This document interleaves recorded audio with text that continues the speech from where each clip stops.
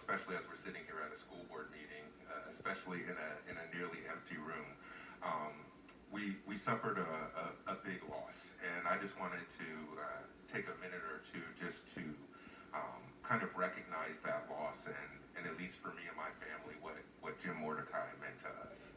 So if my mom was here today, she would definitely tell the story of how Jim Mordecai and his wife Suzanne were in Lamaze classes with my parents when they were pregnant with me.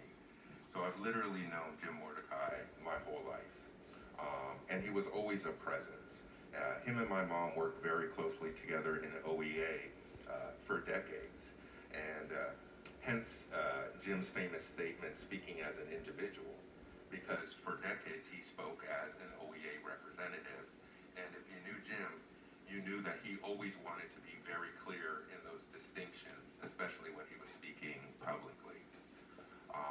More than maybe anyone else I've ever met, Jim believed in democracy and believed in civic engagement. You could find him at a county Democratic Party meeting, a Democratic club, a school board, a school site meeting. He believed in the potential and the responsibility of democracy and civic engagement. And he always stood on principle. And personally, I learned a lot from him when I started re-engaging with the school board in 2012. I learned how to participate at meetings from Jim. I learned how to track the budget and follow policies from Jim. We had rides to Sacramento together. He took me to meetings, and he really, he invested in me. And I really appreciate the knowledge that he passed on. I appreciate how he was always present.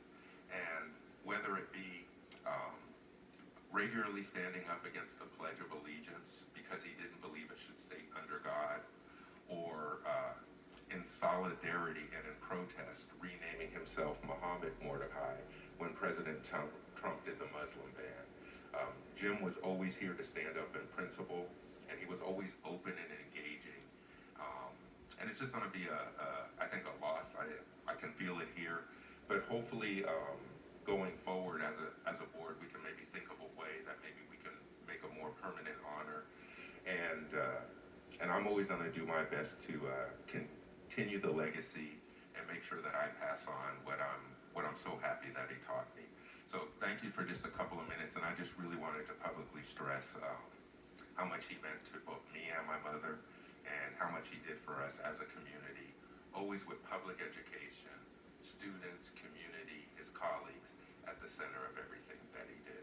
So Jim, you'll be missed, but we will always feel your presence at these meetings.